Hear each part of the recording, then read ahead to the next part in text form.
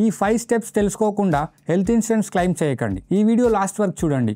లాస్ట్లో ఒక bonus tip కూడా చెప్తాను. స్టెప్ 1, హాస్పిటల్ని వైజ్గా చూస్ చేయండి. ఎప్పుడైనా సరే నెట్వర్క్ హాస్పిటల్స్కి వెళ్ళండి. అది ఆల్రెడీ ప్లాన్డ్ ప్రొసీజర్ అయితే అప్పుడు మీకు క్యాష్లెస్ క్లెయిమ్ అవుతుంది. ఇది నెట్వర్క్ హాస్పిటల్స్లో ఉందా లేదా అనేది తెలుసుకోవడానికి కంపెనీ వెబ్సైట్కి వెళ్ళి చెక్ చేయండి. స్టెప్ 2, ఇన్సూరర్కి ఇన్ఫార్మ్ చేయండి. ప్లాన్డ్ హాస్పిటలైజేషన్ అయితే ఇన్సూరర్కి 2-3 డేస్ అడ్వాన్స్గానే ఇన్ఫార్మ్ చేయండి. ఎమర్జెన్సీస్ అయినా కూడా ఇన్ఫార్మ్ చేయాల్సిందే. వితిన్ 24 అవర్స్ లోపు ఇన్ఫార్మ్ చేయండి. స్టెప్ 3, ప్రీ ఆథరైజేషన్ సబ్మిట్ చేయండి.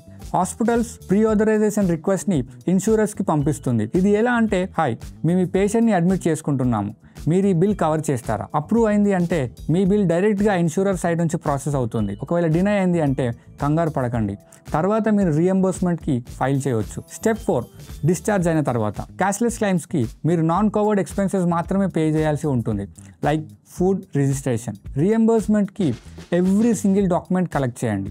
Discharge summary, final bill, prescription, test reports and payment receipts అన్ని ఇన్సూరర్కి 15 to 30 డేస్లోగా సబ్మిట్ చేయండి. స్టెప్ 5, మీ క్లెయిమ్స్ని ట్రాక్ చేయండి. మీకు వచ్చిన క్లెయిమ్ ఐడి యూజ్ చేసి స్టేటస్ని ఆన్లైన్లో లేదా కస్టమర్ సపోర్ట్ త్రూ ట్రాక్ చేయండి. బోనస్ టిప్, అడ్మిషన్కి ముందు మీ పాలసీ డీటెయిల్స్ డబుల్ చెక్ చేసుకోండి. Waiting period, exclusions, sub limits అన్నీ కన్సిడర్ అవుతాయి. బిఫోర్ మీ ఇన్సూరెన్స్ పర్చేస్ చేసే ముందు డిటోతో free insurance advisory call book చేసుకోండి. మీకు ఎటువంటి హెడ్ఏక్స్ లేకుండా మేము చూసుకుంటాము. ఈ ఛానల్ బయోలో లింక్ ఉంది, అక్కడ క్లిక్ చేసి మీ ఫ్రీ కాల్ని బుక్ చేసుకోండి.